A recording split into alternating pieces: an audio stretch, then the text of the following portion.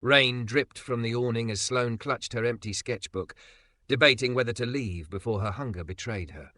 Then Malik appeared from the kitchen, set a steaming plate in front of her and said, low and certain, "You look like you need this more than I do."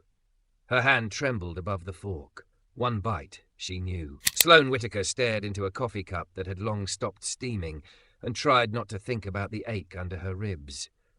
The diner window fogged with breath and drizzle, softening the neon from the taco stand across the street. Inside, the breakfast rush had receded to a lazy murmur, keys clacking, forks knocking plates, the hiss of milk steaming, and Sloane pretended she belonged among people who ordered second rounds and didn't count coins before refills. Her reflection in the pane looked like a rumour of herself, thick and curvy beneath a thrift store sweater, blonde hair twisted into a lopsided knot, green eyes ringed with nights of thin sleep. She tightened both hands around the mug for warmth and told the growl in her stomach to behave.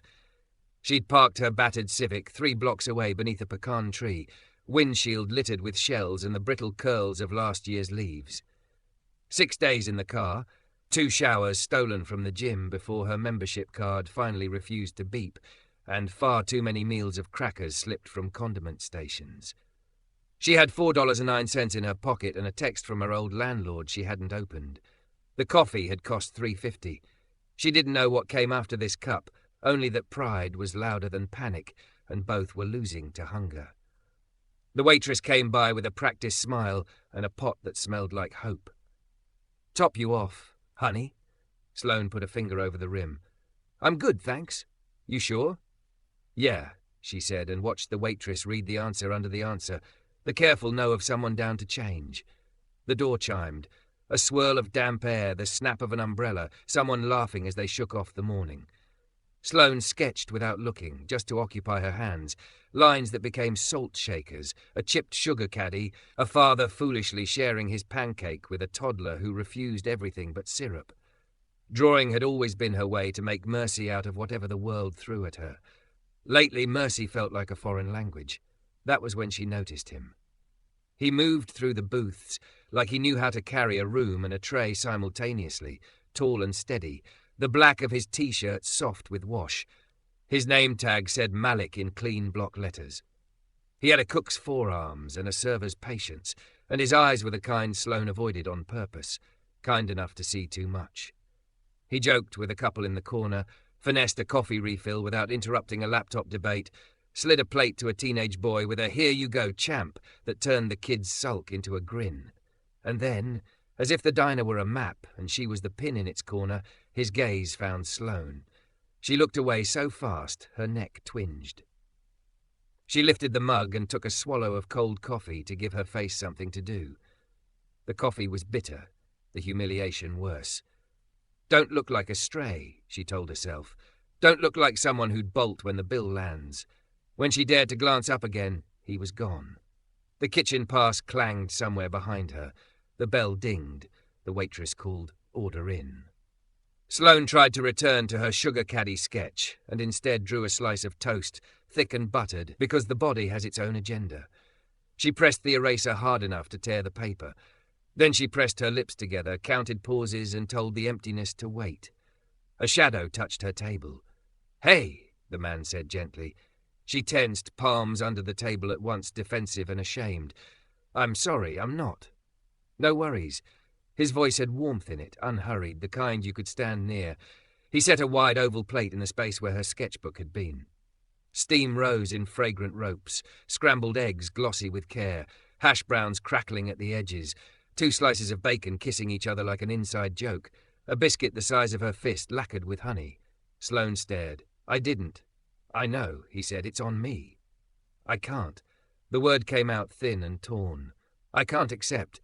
"You can," he said, and somehow made it not a command but permission. "You look like you haven't eaten in a minute." Her mouth did something traitorous, wobbled into a shape that wasn't a smile. "That obvious?" He tipped his chin toward her drawing. "Only to someone who's been there." Then he slid a wrapped pat of butter from the rim to the center like a magician finishing a trick. "Eat while it's hot. I'll be back in a bit." He left before she could refuse again, before the reflex of embarrassment could return to save her from the risk of gratitude. For a heartbeat, the smells lifted her right out of herself, salt and fat and sweet, pepper blooming warm on the eggs. She looked around as if someone would shout, "Gotcha!" as if this were a test she was failing by being human. No one was watching. The toddler, face jewelled with syrup, narrated to a patient pancake. The rain tattled against glass. The waitress was filling waters at the far booth. Sloane picked up the fork. Her hand shook. The first bite of egg was a softness she had forgotten the world could make. Silk with edges, heat that unfolded into flavour. Her throat tightened, and then surrendered. She ate slowly because she wanted to be worthy of what was happening. She ate quickly because her body remembered. Every third bite she stopped and pressed her fingers to the seam of the biscuit like prayer. By the time she had taken the edge off the hunger, colour had returned to things. The neon outside wasn't just a blur. It was pink and cobalt. The sound of a spoon tapping a glass 3 tables over made sense as a rhythm instead of a threat. The line of her own breath lengthened. She left half the plate untouched on purpose, wrapped the biscuit in a napkin, slid the bacon under it like she was saving a secret. The future was still fog, but it had a doorway now. When he returned, he came without the weight of pity. How was it? Sloane wiped at her mouth with the napkin and realized she'd smudged pencil on her cheek. Perfect, she said, and meant both the food and not being made to explain herself. Good. He nodded at the sketchbook. You draw for work or for oxygen? Lately, the second, she said. A laugh startled out of her, small but real. Used to be both. Used to? Lost my job, lost my apartment, lost my nerve halfway to asking for help. She folded the napkin, unfolded it. I'm Sloane. Malik, he said, and the name settled into the space between them like something she'd been waiting to learn. No speeches, okay? Just eat. After, if you want, there's a shelter uptown that's safe and a day centre 2 blocks over that'll let you shower without a membership. I can write down directions. Heat pricked behind her eyes again. She blinked it into obedience. Why are you doing this? His gaze didn't flinch. Because someone slid a plate to me once, he said. Because nobody gets through alone. Because you look like a person, not a problem. She swallowed. The biscuit in its napkin suddenly felt like evidence of a world that refused to be only cruel. Thank you, she said, and it was not enough, and also all she had. He smiled, a quick, slanted thing that made a dimple flash. You're welcome. He tapped the table twice with his knuckles, a quiet benediction. I've got a round to run. Take your time. She watched him move away, watched the easy choreography of his work, the way he remembered who liked lemon and who wanted decaf, how he leaned down to speak to the kids so they were eye to eye. Kindness looked like competence when it was done right. She opened her sketchbook, turned to a fresh page, and began to draw him from memory. The line of his jaw, the patient fall of his shoulders, the steadiness in his mouth. Her pencil found him the way her eyes had, like recognizing a melody you'd heard once through a wall and never forgotten. When she finally stood, the rain had eased to a mist and the neon had given up for daylight. She tucked the wrapped biscuit into her bag and left the bills she couldn't spare under the cup anyway, a gesture for herself. Malik was at the counter, ringing up a to-go order. He glanced over, read her leaving, and lifted 2 fingers in a small salute. She lifted her sketchbook in return. Outside, the air tasted like wet stone. She traced the route he'd scrawled on the back of an order pad. Day centre, shelter, the library with outlets and quiet tables. Options where there had been none. At the corner, she paused beneath the pecan tree and looked back through the diner's pane at the warm square of him. She didn't know it yet, couldn't possibly, but the story had shifted on its axis. Hunger had been the door. A plate had been the hinge, and the man who slid it toward her had just placed his palm against the future and pushed. The day centre's door stuck halfway, swollen from rain and use, and Sloane had to put her shoulder into it like a decision. Inside, a volunteer with lavender nail polish handed her a towel and pointed her toward a row of showers tiled in mismatched white. In the mirror, steam ghosted the version of herself she'd been avoiding. She undid the knot of her hair and watched the elastic surrender a few strands. When the water came, it was thin and hot enough to make her hiss. She stood underneath until heat became courage. She washed her scalp twice, then a third time, just to feel the lather do what it was made to do. By the time she walked back out with damp hair and clean skin, she had remembered her own outline. Hunger lived in the same body as a woman who could begin again. At the library, she found an outlet and fed her dying phone a few % of charge while she sketched people pretending not to look lonely. A boy in a Letterman jacket fell asleep on his textbook and drooled onto a diagram of the mitochondrion. A woman in scrubs ate grapes from a plastic bag, one at a time, like a prayer. Sloane drew them both kindly. She turned the order pad Malik had used for directions over and over in her hands until the graphite smudged her fingertips. It was midday when she realized she wanted to return the only thank you she owned. Back at the diner, the bell over the door announced her to the warm and the ordinary. The waitress, same one as yesterday, clocked her immediately and softened around the eyes. "He'll be out in a minute, sugar." Sloane blinked. "Who?" The woman's smile tilted. "Man who writes maps on ticket stubs." As if conjured, Malik ducked through the pass with 2 plates balanced like planets and a pencil behind his ear. He saw Sloane and something easy shifted in his face, recognition without the weight of expectation. He delivered the plates, wiped his hands on his apron, and came to her booth like it was a place he meant to be. "You found the shower," he said, delighted, as if she'd solved a riddle. "Looks good on you." "Hot water is undefeated," she answered, and felt a flush travel her clean skin anyway. She reached for her sketchbook, then hesitated. She had drawn him last night from memory in the hush of the car, dome light on, rain whispering over the roof. The page had kept her sane when the dark suggested less generous possibilities. Now, she slid the book toward him and opened to the drawing. He went quiet. Lines had found him, the concentration between his brows when he listened, the kindness that tugged one corner of his mouth, the capable heft of him. She had shaded his forearms like someone who understood the labor they'd known. When he finally spoke, his voice lowered. "You did this now?" "Last night," she said. "I wanted." Her hands tried to explain and then surrendered. "It's yours if you want it." The almond of his eyes brightened and went wet at the edges in one breath. He cleared his throat lightly, touched the paper with a thumb as if checking a pulse. "I want it," he said. "I want it like I want Sunday mornings." The waitress leaned her elbows on the booth back and peered. "Lord, that's him," she said, impressed. "Right down to the stubborn. You could set up outside. People would line up for that." Sloane laughed in disbelief. "I'm not." "Don't argue with a prophet," Malik said, already grinning at the idea. "Let me ask the boss about sidewalk space." 10 minutes later, he was back with a strip of painter's tape, 2 binder clips, and a piece of cardboard liberated from a box of to-go cups. "Sign," he said. "Write whatever you want." She dotted her pen against the corrugated surface, thinking. Finally, quick portraits. Pay what you can. Underneath, smaller, kind faces preferred. "Kind faces preferred," he read aloud, pleased. "Austin's got a surplus today." They set her up under the awning where the rain could spit and miss. The neon from the taco stand made the puddles ridiculous and neon back. Malik dragged out a spare bistro chair, wiped it with a damp towel, and angled it toward the street. "You need coffee?" he asked. At her protest, he lifted both palms. "Staff pot. Family pot. Doesn't count against any ledger that would accuse you." She wrapped both hands around the paper cup and let warmth climb into her wrists. The first customer was the syrup toddler from yesterday, whose mother bribed him into stillness with promises of extra strawberries. Sloane worked fast, catching the majestic chaos of his curls, the curdle of concentration when he tried not to grin.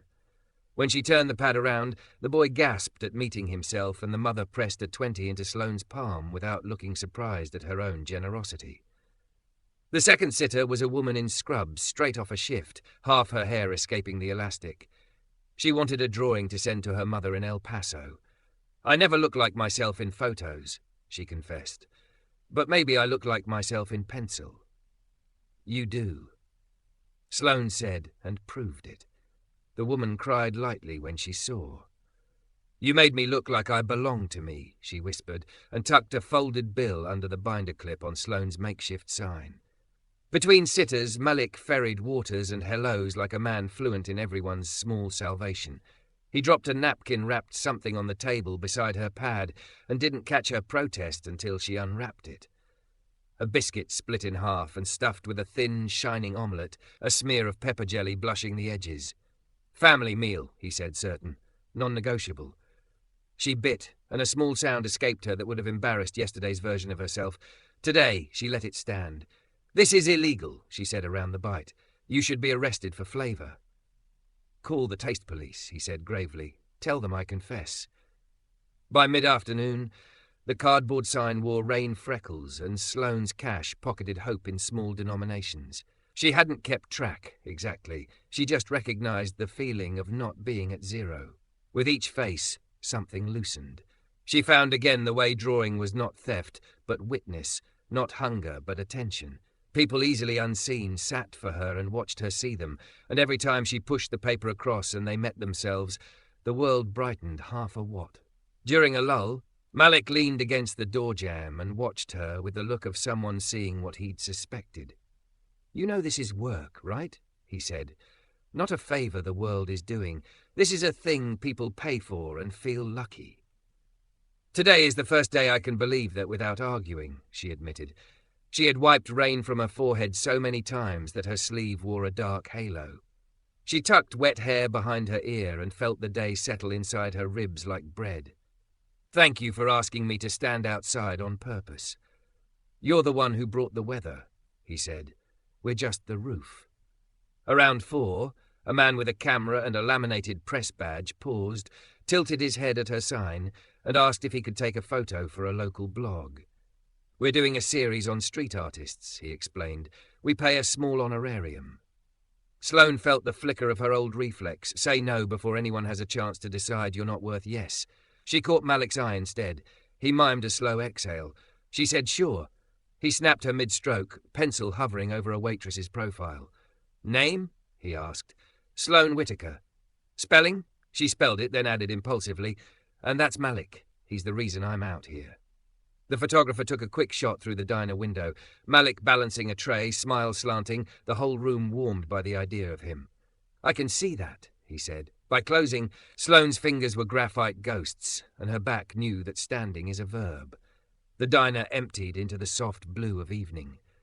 Malik bussed the last table, wiped the last ring of a glass, flipped the closed placard like a benediction. Inside, the staff gathered around a stainless steel bowl of something redolent, chicken braised down to tenderness in tomatoes and peppers, scooped over a hill of rice. The cook handed Sloane a bowl as if she were already part of whoever we meant in the kitchen. "Sit," Malik said. "Eat with us." The table talk was nonsense and solace. A broken espresso handle, a regular who tipped with magic tricks, the ache in a wrist that meant someone had gripped too many plates today.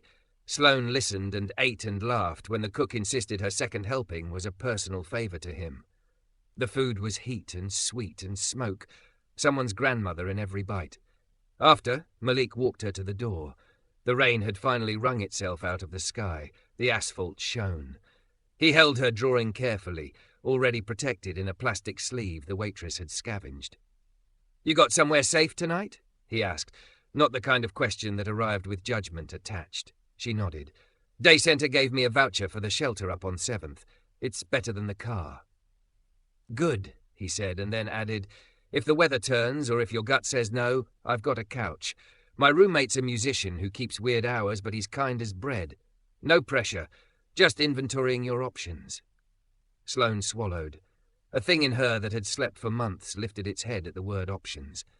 "I'll see how tonight goes," she said. "But, thank you." She lifted a hand, then let it fall. Some gestures were too lightweight for the heft of what she meant.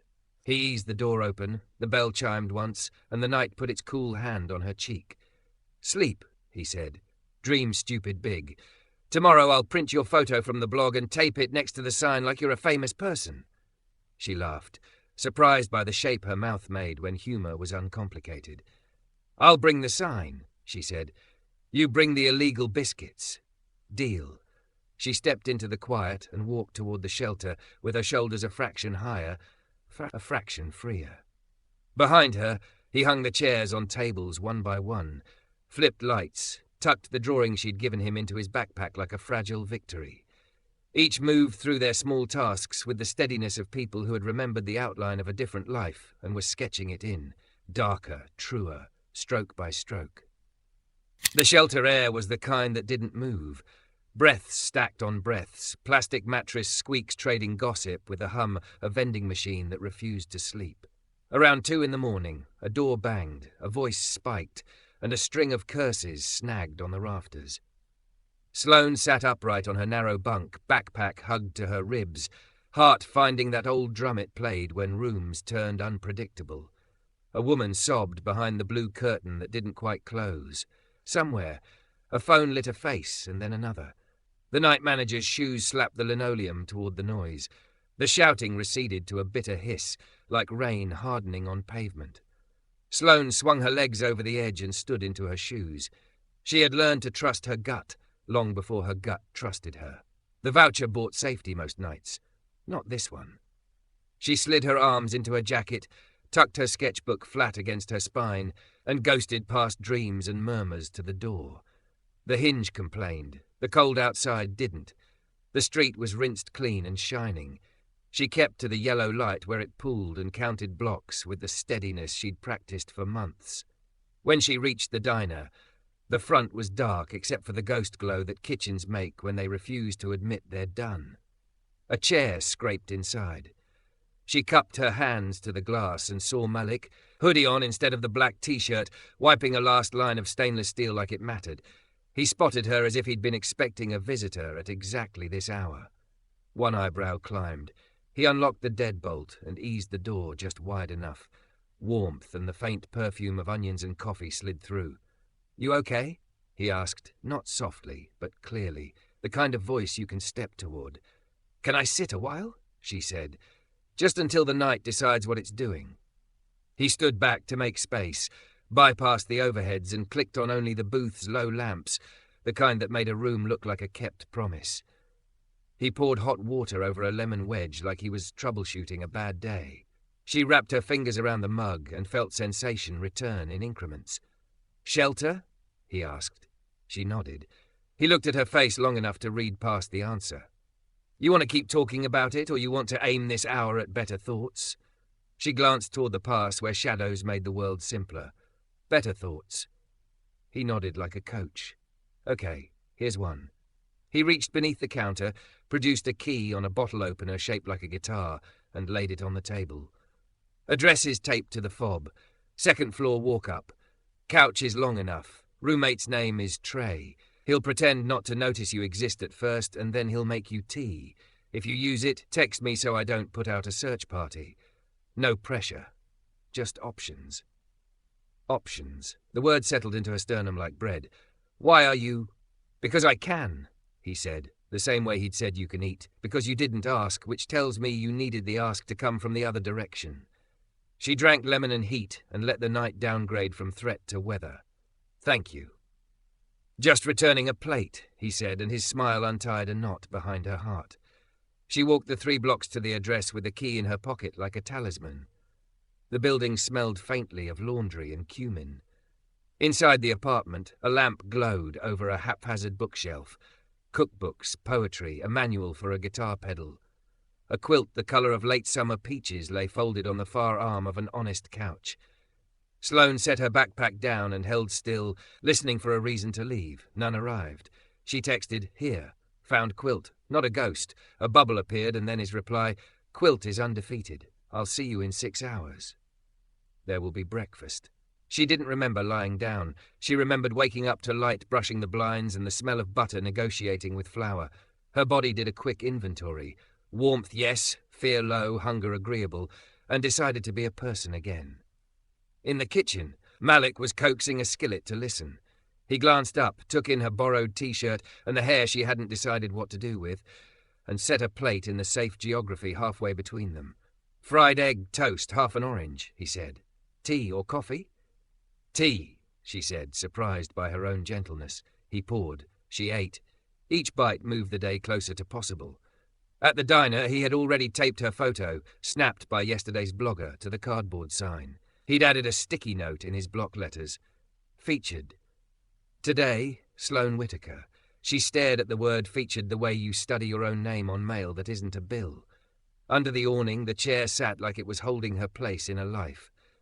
The first customer was a barista from 2 doors down on her break, espresso freckles along her knuckles. "Saw the blog," she said. "Wanted to be early." Sloane caught the stiff little square of altitude in the woman's chin and softened it on paper into stubborn courage. The woman held the drawing like it might melt. "You made me look like I get through," she said, and handed over a 10 with the reverence of a secret handshake. The line accumulated shyly, and then on purpose. A construction worker with concrete dust in his hair, a mail carrier who'd delivered through 3 owners and 2 recessions, a man in a suit who confessed he hadn't been drawn since kindergarten. Each thanked her like she'd set down something heavier than paper. Mid-morning, a woman in a bright scarf and black boots paused, studied the sign, then studied Sloane as if cross-referencing. "I'm Renee Park," she said. "I run a co-op gallery off South First. The blog led me here, but this—" She gestured to the small semicircle of strangers waiting to be seen. "This led me to stay. Do you have work to hang? We've got a slot in 4 weeks if you can make 3 pieces sing." Sloane's mouth answered before her panic could find the microphone. "Yes." "Good," Renee said, like she'd already heard the paintings humming. "Come by this afternoon. We'll talk frames and schedules. And," she tapped the photo on the sign, "whoever taped that up knows how to place a spotlight." Malik accepted the compliment with a tilt of his head that made it look like he'd caught a frisbee. "We're fans," he said, plural without apology. By noon, the city sent a man with a clipboard and official posture to inquire about sidewalk usage. Before Sloane could fold herself into apology, the owner emerged from the kitchen, wiping his hands on a towel he'd retired from usefulness. He introduced himself as Hargrove, shook the inspector's hand like neighbours do, and explained that he was filing for a sidewalk activation permit, and in the meantime, Sloane was part of an artist-in-residence pilot he'd totally meant to announce on Instagram. "Pilot," the inspector repeated scribbled, then allowed himself half a smile. "Just don't block the ADA clearance." "We like wheelchairs to glide," Hargrove said, and the inspector moved on, defeated by competence. When the rush dipped, Malik slid her a bowl from the staff pot.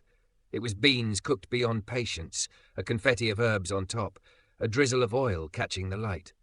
"My nana calls this reconsidering the day," he said. "You eat it, and everything that felt impossible downgrades to difficult." She ate and found herself nodding along with his grandmother's theology. "Tell me about her." "She raised my mother and then all the cousins without ever naming it as work," he said, fondness tugging his mouth. "She can feed a block with a pot the size of a moon and still send you home with leftovers. When I told her I wanted to cook for a living, she sent me a shoebox of recipe cards with notes like, 'Trust your nose.' Do you have them here?" He pulled his phone, scrolled, and handed it over. Photo after photo, looping cursive, greased translucency on index cards, little arrows that said more pepper if it's been raining. Sloane felt absurdly like crying. "I want to draw these," she said, "not copy them. Draw what they feel like." "You can," he said. "She'd like that more than a diploma." Renee's gallery was a narrow slice of light between a vintage shop and a place that sold plants like friends. They talked sizes and themes, and the bribery required to make good frames happen on a budget. "We'll do a split on sales that actually helps you," Renee promised. "If you need a tiny grant for supplies, I'll point you at the people who say yes to the right stories." Back under the awning, the afternoon thinned into gold. A man set a paper cup on Sloane's table and, without asking for a portrait, put down a 50, tapped the sign with 2 fingers, and walked away. She stared after him. Malik, from the door, made a small who-knew shrug. "Austin," he said. "Sometimes it remembers how to be itself." At close, Hargrove leaned on the door frame and surveyed the day's soft chaos. "You sell a lot of pancakes when people feel seen," he observed. "If you want to keep doing this, I'll post the pilot tonight for real. I'll comp 1 staff meal a day for you until you don't need me to. And if anybody gives you trouble, they can talk to my apron." Sloane felt something like a foundation lower itself under her feet. "Thank you," she said, teetering between laughing and crying. "Don't thank me," he said, already heading back to the kitchen. "Thank whoever taught Malik to be stubborn in the direction of good." You mean his nana, Sloane said. Then you're learning the menu? Hargrove called over his shoulder. When the chairs went up and the lights went to their dimmer selves, Malik walked her back to the apartment. Trey, long-limbed and gentle-eyed, lifted a hand from a guitar that had been mid-sigh. I made chamomile because I don't know how to be useful, he said. It's extremely useful, Sloane said, meaning it. They drank tea, while Malik sorted coins and small bills from the day into a clear jar. He wrote the number on a sticky note and stuck it to the glass. It wasn't wealth. It was more than yesterday. It was the beginning of counting forward. Before bed, Sloane pulled the peach quilt over her legs and opened her sketchbook. She drew a shoebox of recipes with corners softened by steam, a hand she hadn't seen but could imagine, writing "trust your nose" in a slant that knew you'd argue and then concede. She added a lemon wedge, a biscuit, a key on a guitar. She didn't try to be profound. She tried to be true. When she put the pencil down, she realized the quiet wasn't empty anymore. It was the kind of quiet rooms make when they know your name. From the sofa, the night exhaled, and she did too. Tomorrow had a shape. It looked improbably like a chair under an awning, a line of kind faces, a jar that would need a bigger label soon, and a man who moved a room and a tray like both were worth carrying. Renee's gallery smelled like sawdust and eucalyptus cleaner, the air bright with possibility and a hum from the track lights testing their angles. Sloane stood with her palms on a bare wall and listened to Renee talk dimensions, hanging wire, the tyranny of deadlines. 3 large pieces in 4 weeks, Renee said, tapping her tablet. Frames we can hack from reclaimed wood if your friend is handy. Trey builds pedal boards that survive tours, Sloane said. He can be bribed with cinnamon rolls. Then it's a plan. Renee's smile flashed and was gone, replaced by the briskness of someone who midwifed exhibitions for a living. Theme? Working title, People You Pass on Purpose. Sloane felt heat rise to her cheeks and made herself keep going. The barista who memorizes names, the mail carrier who knows which porches have dogs, the cook who puts a note on a recipe card that says, "Trust your nose." Renee's chin tilted, a yes disguised as curiosity. Make the faces sing. I'll make the room listen. Outside, the morning had shaken off its damp. Back at the diner, the awning threw a rectangle of shade over the sidewalk stage they'd built out of tape and nerve. Malik had already dragged the bistro chair out, set her cardboard sign, and taped a new printout from the blog, her drawing hand in motion, a caption that read, "Portraits that feel like coming home." Hargrove had posted the pilot, for real, with a photo of Sloane grinning rain-damp, and comments piled like confetti. The specific kind that lands and sticks. She drew my daughter's freckles like a map, someone wrote. I forgot how my own face looks when I'm not apologizing, another. The jar clicked and chimed throughout the day. A mechanic held still with his arms crossed like a dare and softened when he saw the sketch. A woman in a postal uniform laughed first and then cried. "You caught my mother in my mouth," she said, and Sloane didn't know what that meant until she did. Mid-afternoon, 2 high schoolers shyly asked if they could sit together. Sloane drew their shoulders almost touching and their bravery brighter than their fear. Between sitters, Malik appeared with a plate of something crisp and golden. "Catfish bites," he said. "Cornmeal with ridiculous ambitions." She ate 1, then 2, then surrendered to a 3rd because you don't insult triumph. He cocked his head at her sketch of the mechanic. "You made his hands look like the reason cars forgive people." "That's exactly what I meant," she said, startled and grateful. "How did you?" "Same way you taste whether a sauce needs thyme or salt. Attention is transferable." In the evening lull, a man in a too-clean jacket hovered near the end of the line, eyes glancing at the sign, then away. He looked like a decision about to fail. Sloane lifted the pad in invitation. "Want to sit?" He shook his head, stepped closer anyway. "How much to draw someone who isn't here?" He held out a phone. The lock screen showed a girl with braids laughing, dimples like parentheses around a thought. "My kid," he said, voice snagging. "My ex moved to Fort Worth. I see her on weekends. I can afford gas. I thought." He didn't finish. "Pay what you can," Sloane said, and meant, "I'm already in." She drew slowly, because to hurry is to forget. When she turned the pad, the man's shoulders shook. "I'll mail prints," she said, hearing herself make a promise she didn't know how to keep and already figuring out how. He pressed 2 tens and an apology into her hand. "You don't owe me that," she said. "I owe the world proof my kid exists," he said, and walked away with his jaw set and his mouth soft. At close, Malik counted the jar into neat stacks while Trey arrived with a bundle of mismatched lumber balanced on his shoulder. "Renee says frames," he said by way of hello. "I say yes if the cinnamon rolls are glazed." "I'll make a pan the size of a door," Malik promised, already compiling ingredient lists in his head, the way people like him told the future. They set the lumber across milk crates in the apartment and turned the living room into a workshop. Sawdust, clamps, a tape measure that refused to retract without bargaining. Sloane opened her sketchbook and flipped to blank pages that made her breath catch. The first canvas would be the barista with the espresso freckles, her face set like someone who decided daily. The second would be the mail carrier, angles softened by routine. The anchor would be Malik, but not as a server. As a kitchen, forearms, jaw, the attentiveness that turned a room into a table. "Are you okay if I make a painting with you in it?" she asked, couching the question in almost joke, because saying "I want to hang you on a wall where people will standing still for you" felt like offering her own pulse. He didn't answer right away. He looked at their apartment, at Trey pinning a corner with his knee, at the peach quilt thrown back from the couch. He looked at her.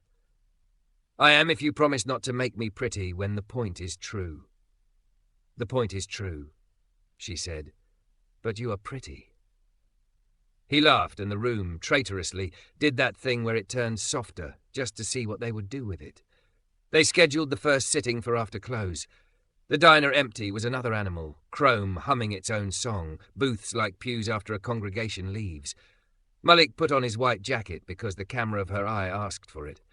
He stood behind the pass, palms on the ledge, eyes not at her but at the idea of the kitchen. Heat, timing, the choreography nobody notices when it works.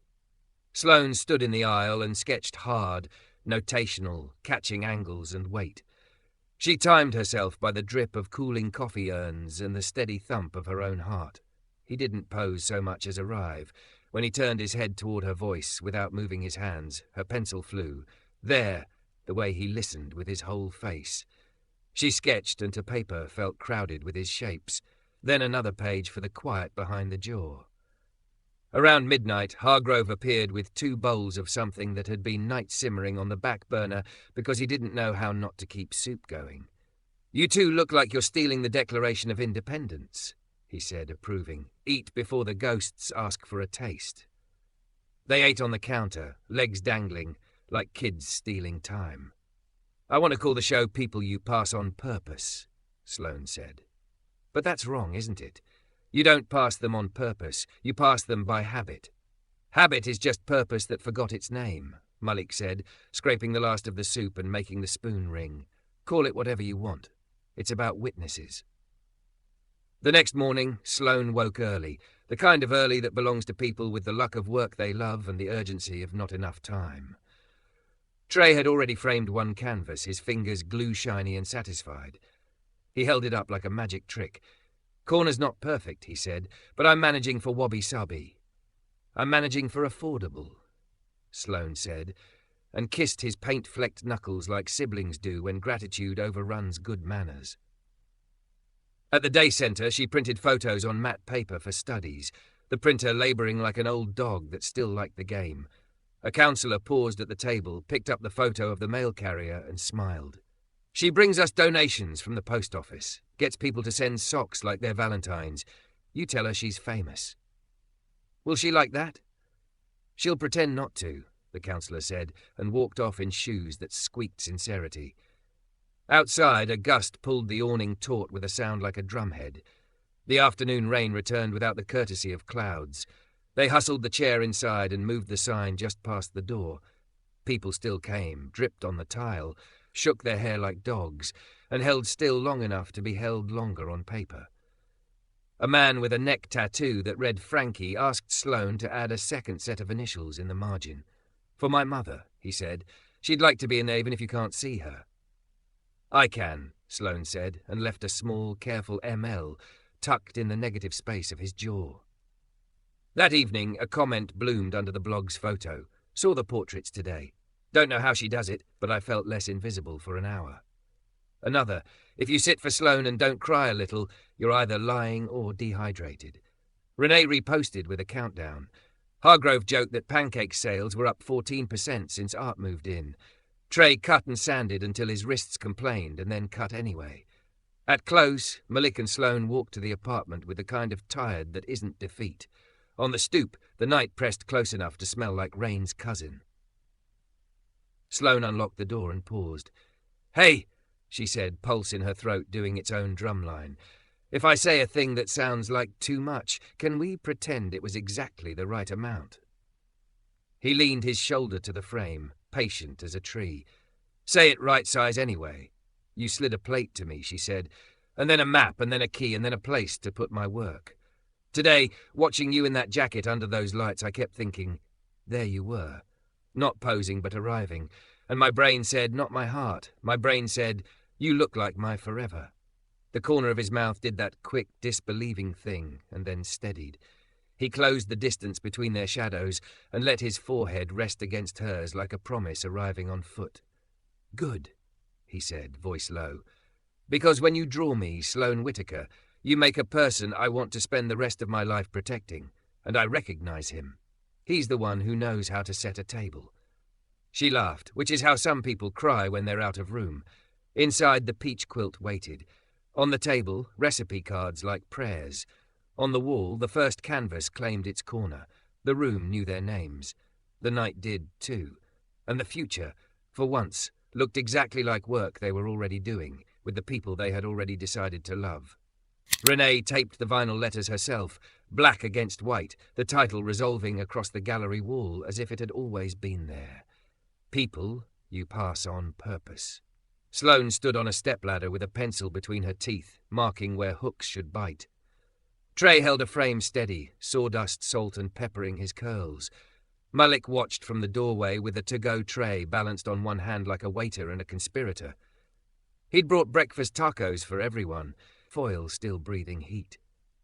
When Sloane climbed down, he tipped the tray toward her and lifted an eyebrow that asked her to remember to eat, even when joy tried to make her forget. The three canvases leaned against the far wall like guests waiting for introduction. The barista's portrait led, espresso freckles and a defiant kindness, eyes lifted as if greeting your order before you knew it yourself. The mail carrier followed, jaw set, shoulders easy, a smile that sneaked up when she talked about dogs along her route. The anchor was Malik at the pass, chef's jacket ghosted by flour, forearm steady on steel, attention turned toward invisible heat. Not pretty, true. The white of his coat pushed light around the room. "Frames are imperfect on purpose," Trey said, thumbing a nick. "It's legal wabi-sabi." "It's exactly right," Renee said, brisk tenderness disguised as curatorial judgment. "We hang at 5, doors at 7. Sloane ran her hand along Malik's painted sleeve and felt the hum under her skin of work, finished to the limit of time and bravery.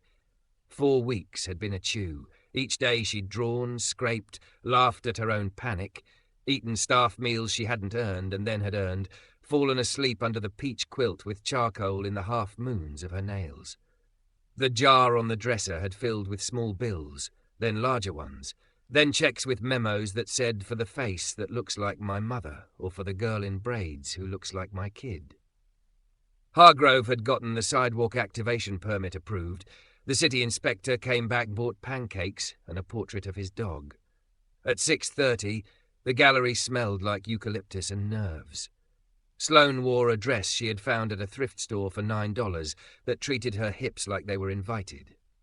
She pinned a curl above her ear and caught herself in the front window. For a beat, she flinched, looking for the old reflex, apologized for taking space. It didn't arrive. In its place bloomed an unfamiliar ease, like a room remembering her name. People came. Of course they came. The barista with the freckles arrived in a borrowed blazer and stood in front of her painted self with a hand over her mouth. "You caught the way I decide," she said thickly. The mail carrier laughed and threatened to punch Sloane in gratitude. Then she hugged her and whispered, "The counselor at the day center says you put me on a wall and now I have to live up to it." The man who'd asked for a portrait from a phone picture brought an envelope of stamps and a grocery store frame. Sloane had printed 3 copies of his daughter's drawing on matte paper like a benediction, and slipped a 4th into the envelope with a note that said, "For the days you don't get to see her laugh." He tried to pay, and she shook her head, gently stubborn. "Pay the gas," she said. "Come sit next to her in the next painting." A blogger in a corduroy jacket took notes like he was devouring dessert. A woman with a museum badge studied brushwork and nodded into a private yes. Renee moved through the room like a conductor, booking, soothing, bragging correctly. Trey hovered by the frames, ready with a shim if a nail forgot itself. Malik took up a position near the water cooler and handed out paper cups like communion. When people drifted toward him after reading the wall label beneath his portrait, he endured their praise with better grace than he thought he had, redirecting attention towards Sloane with a practiced tilt of his head. Under the title placard, Sloane had written the smallest statement she could manage. "I draw people who keep cities alive. 10% of sales will fund hot meals at the day centre that gave me a shower and a place to breathe." When Hargrove read it, he cleared his throat and announced loud enough for the room to overhear by accident, "The diner's adding a Sunday pop-up. Pay what you can plates. We'll call it Nana's Table if she allows it." Malik laughed and pulled out his phone to text a photo of the sign to the woman who wrote "Trust Your Nose" on cards. Near 8, the room swelled to warm. The co-op's square white box felt like somebody's kitchen during a holiday, bodies pressed close and kind. Renee reached Sloane with eyes shining and a terrible attempt at casualness. "We've red dots on 2 pieces," she said, meaning sold. "And 3 commissions promised if you can bear to paint more strangers you'll end up knowing." Sloane blinked like she'd been underwater and had just remembered the air knows how to receive her. She glanced at Malik and found him watching, smiled small and steady, as if he'd been waiting to see the moment she believed it herself. She crossed to him without ever thinking to check who was watching and pressed her forehead to his for the length of a breath. "Thank you," she said. It wasn't enough and exactly right. He lifted her hand and turned it to press a kiss into the heel of her palm, a private gesture practiced in a public room. "Eat," he murmured, handing her a paper plate with 2 slices of Renee's friend's lemon cake. Artists are notorious for fainting valiantly. When the crowd thinned, the mail carrier's teenage son approached, shoulders sloped with the weight of pretending not to care. He stared at his mother's portrait and then at Sloane. "How did you make her look like she knows everything?" "She does," Sloane said. "I only caught a little." He nodded, satisfied, and said, "Okay," like he was putting the portrait in a mental file labelled proof. By 10, the lights softened to end of night. Renee hugged Sloane, fierce and quick. "Go somewhere nice before the adrenaline drops," she ordered. "Tomorrow we'll inventory the miracles." They walked to the diner because there are rooms that keep absorbing your joy and giving it back with interest. Hargrove had left the side door open and a note on the pass. "I made soup because I don't know how not to." The kitchen glowed like a chapel. Malik set 2 bowls down, ladled the night-simmered okra and tomatoes, and slid a spoon across the pass to her with the same motion he'd used on the very first day. A circle closed so quietly it felt like a secret. "Sit," he said, and she did at the counter, legs swinging because there's a kind of happiness that makes you 11 again. When she had eaten enough to slow her thoughts, he reached into his jacket pocket and set something small on the steel between them. Not a box, a recipe card. The index corners had gone translucid with time. Grease had turned lines into topography. In Nana's looping script, Sunday pound cake, beat sugar like you mean it. Taped to the bottom was a thin silver band, plain as truth. She stared, breath hitching, and then looked up. "I'm not trying to rescue you," he said, voice steady the way a river is steady even when it's moving. "You don't need that. I'm asking if you'll let me be the person who remembers to bring you a chair and a glass of water and a map when you forget you deserve those things. And if you'll be the person who reminds me that food tastes like people and not just recipes. I want to share keys and calendars. I want to put your name on utility bills and holiday invitations. I want to tape notes on our wall that say trust your nose and have them be about everything. Will you?" He paused, the smallest breath breaking. "Be my forever?" A laugh that was really a sob jumped out of her, and she put both hands to her mouth, because it had been a long time since her body didn't check with embarrassment before telling the truth. She reached for the ring with fingers that shook the way a fork had shaken over eggs not so long ago, and then she didn't reach for it at all. She reached for him. "Yes," she said into the space between them. Then, clearer. "Yes. Yes." He came around the pass, because sometimes the rules of service need adjusting. He slid the ring onto her finger, clumsy and perfect, the cool of the band warming immediately against her skin. The recipe card he left where it was, a witness with instructions. They didn't rush to the future. They stood in a kitchen that had become a sanctum, and let the present be holy. After a while they sat on the counter and dangled their feet, and ate the last of the soup with one spoon, passing it back and forth like you pass stories you intend to keep. Later they walked home under a sky that had thrown off its clouds and remembered it new stars. At the apartment, Trey looked up from a mess of wire and wood and saw Sloane's hand before he saw any other sign. He grinned so wide his face threatened to split, whooped, and then swore, soft and joyful, because sometimes delight is profane by accident. He hugged them both in a way that jostled the recipe card and didn't dislodge it. They fell asleep under the peach quilt, 4 hands on one page of someone else's handwriting, future scribbled in the margins. In the morning, Sloane woke to the sound of Malik whisper singing a song he didn't know all the words to while he measured flour by feel. She sat up, pressed her ring to the light and felt the room greet her by name.